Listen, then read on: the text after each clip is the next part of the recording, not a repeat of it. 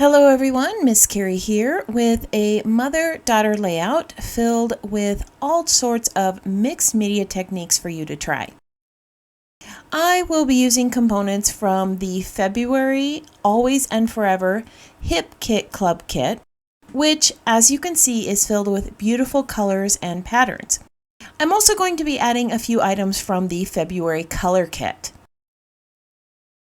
Here are a few of the items I will be using today from the February Hip Kit Club Kit. These are exclusive items available to Hip Kit Club members. Each month there is an additional color kit available that coordinates perfectly with the monthly kit. The February Color Kit includes this lovely heart scallop stencil and 3 inks from Catherine Pooler. I'm going to be using these along with the PL stamp kit and the string wreath die on my layout today. As I create this page, I'll bring in a few other items from the February Hip Kit, and I'll make sure to add the list of supplies in the description below for you to view. I have selected a script pattern paper for the frame of my page, and I laid a piece of mixed media paper over the top. I created the frame for this photo with the Frames and Flare button dies. This simple die set is a great staple to have in your collection, and I love that Polaroid-like look it gives to your photos. To the right of the photo, I'm going to place a few circles created with that string wreath die. I cut them from pale yellow glow cardstock to complement the blue frame around the photo. Now that I have a general idea of where these items are going to sit, I'm going to mark their placement with a pencil and bring in those items from the color kit. I'm going to start with 16 candles, which is a lovely lilac color, and I'm going to brush this around the area where the photo is going to sit.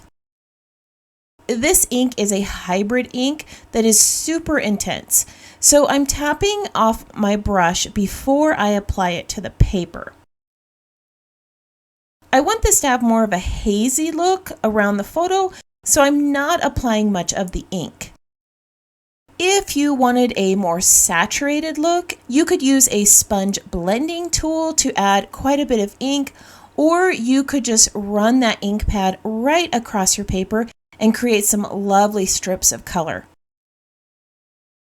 Not only do these hybrid inks blend beautifully on the page, they are also water reactive. I'm going to sprinkle some large drops of water over the top, and you'll be able to see the color change immediately under and around those water droplets. After a few seconds, I laid a towel over the top to pick up the excess water, and then I'll spray around the edges of the ink to create a faded look. After spritzing a little bit of water on the edges, I picked up the excess with the paper towel, and you can see that color soften. If you need to, you can repeat this process again to soften those edges even more. Off camera, I dried this with a heat tool so that I could bring in my texture paste. I have grabbed a silicone mat so that I can mix the modeling paste with the It's a Girl pink ink. I just smushed a little bit of that color onto my mat, and then I mixed in the paste just like I was mixing icing for a cake. I'm going to bring in that scallop heart stencil and add some texture on the top of that purple ink. If your purple ink is not completely set, that paste is going to soak up some of the purple color, and you will get more of a lilac paste instead of the bright pink. That's one of the reasons I made sure to hit this with a heat tool before I added the paste. I am placing the hearts in the area where my photo is going to sit so that a few of these peek out along the edges with all of my other layers. While the modeling paste dries, I'm going to go wash my stencil, and then I'm going to add some items to my page. Now that everything is set, you can see how beautiful those pink and purple layers look on the page. I do want to add some black elements to this layout. I'm going to start with a little bit of stamping in the lower right corner with the confetti heart stamp. I have placed that stamp onto a block and I'm inking it up with some midnight ink. Before I stamp the image, I'm going to remove a little bit of the ink with a paper towel. This is going to give me more of a distressed look instead of a full coverage image. This is a great technique for those of you who are new to stamping or struggle with getting full coverage images from your stamp. I've gone ahead and adhered the yellow and white circle bundles in place, and I'm layering my photo over some lovely gray floral pattern paper. Whenever I use multiple bright colors, I like to bring in some neutrals as buffers. And next to the photo, I added a third circle in a pale mist blue color. And I'm going to layer a matching chipboard circle sticker over the top. The purple color on this page is going to be the one that I want to add more of, so I'm going to bring in a vellum tag as a vertical element behind the photo. I cut this in half so that I could place a portion of it above and a portion of it below the photo to make it look like it extends the full length behind the frame. With those PL dies, I cut another tag from Pale Mist cardstock, and I'm going to add this to the tag layers. Blue is my quart color in the gallon-quart pint ratio of my color palette. Now, if that concept sounds foreign to you, here's a quick little tutorial to help you when you're balancing colors on a page. You always want to choose one color that you use more of, which is considered your gallon color. On this page, that's the purple hues. The next color in your palette ratio is the quart, which is the blue on my page. And then I have a smaller amount of color, or the pint, which is my yellow and pink. To add to the blue portion of my color palette, I brought in a 1/2-inch strip of pattern paper, and I'm adding this to both sides of the photo. Not only is this bringing in more blue to the page, it's also adding a horizontal element to balance out the vertical pieces. Above that blue pattern, I'm going to bring in a black and white pattern. This is one of the product strips, and it's going to make a great backdrop for the vellum phrase that I'm going to add over the top. Before I bring in that other strip of paper, I want to add some more stamping to my page. I'm using the Hugs and Kisses stamp set to create a little typeset border. Like the hearts, I made a few of these images partially filled in to give this more of a worn, distressed look.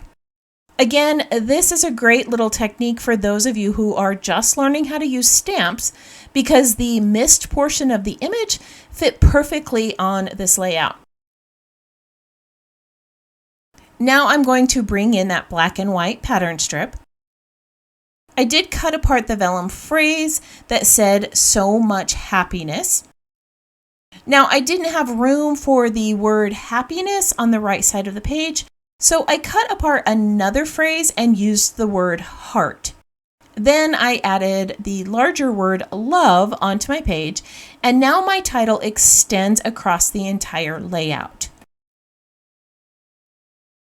For a few moments, I shut off my camera so that I could add some black embroidery stitching around this page. I'm going to bring in a few more contrasting elements to my page. Around the photo, I'm adding 3 vellum roses. These remind me of little doodles that you might draw in a journal around your favorite photo or quote.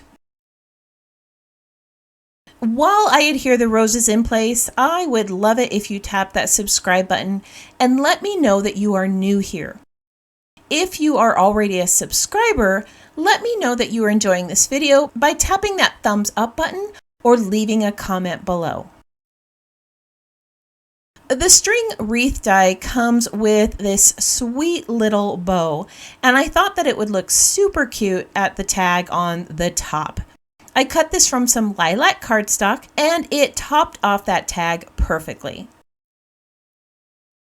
To match the confetti hearts that I stamped on the right, I brought in 3 puffy heart stickers near the title. I'm laying them out in the same manner as the stamped images to bring some repetition of this pattern to this side of the page. At this point, I felt like my layout was a bit heavy on the blues, so I brought in more purple with this little chipboard circle frame. Over the top, I layered a black and white puffy heart sticker with some blue and blue-green leaves. On top of that heart, I'm going to attach a little phrase that says, "Love this tribe of mine." Now, because I brought in a set of leaves to the lower part of the page, I wanted to bring in another set at the top and create some diagonal flow pattern. I had used most of my vellum leaves on my previous project, so I just cut off a set from this vellum rose and I tucked those leaves behind the tags at the top. If you've seen any of my creations, you know that I love adding phrases to my layouts, and hip kits are always filled with them. Near the photo, I added a blue square, and I tucked another phrase at the top of the photo that says, "My heart is full."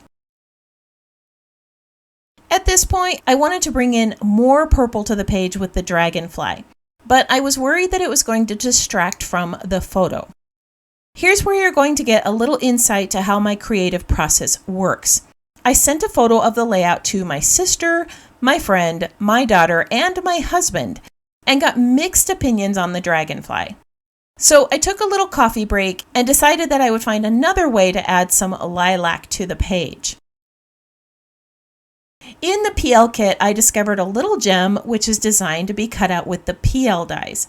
Now, if you're not aware of this, in the PL kits, there are a stack of printed tabs and tags and little phrases, and your PL dies fit right over the top, lining up with all of those images so that you can cut them out and use them on your layouts.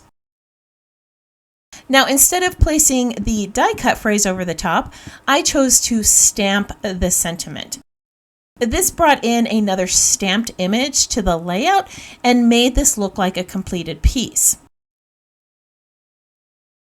After having a mini conference through text with my sister, I kept that dragonfly on the layout because she loved having it on the page.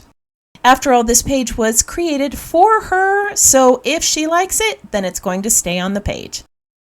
I added a little bit of stitching to the body of the dragonfly to give it some texture, and I placed it up near the tags to fill in the space and bring more of that lilac color to the page. I'm going to show a few close-ups of this layout so that you can see all of the details. All of the items on this page are from the February Always and Forever collection. The florals, patterns, and colors are absolutely beautiful, and the little add-ons like the dies, solid papers, and color kit pair perfectly with your monthly kit. Now, if you're a member, you do save $5 on the monthly kit, and you save 15% on the additional pieces like the color kit, plus they ship free with your main kit, so it's definitely worth becoming a member if you enjoy getting all of these little add-ons. I hope today's project inspired you to try something new. If you would like to see more of my creations, you can visit my channel or follow Miss Carrie's Creations online. If you have any questions about this project or the supplies I used, feel free to leave me a comment. I hope that you have a wonderful week, and I can't wait to see what you create.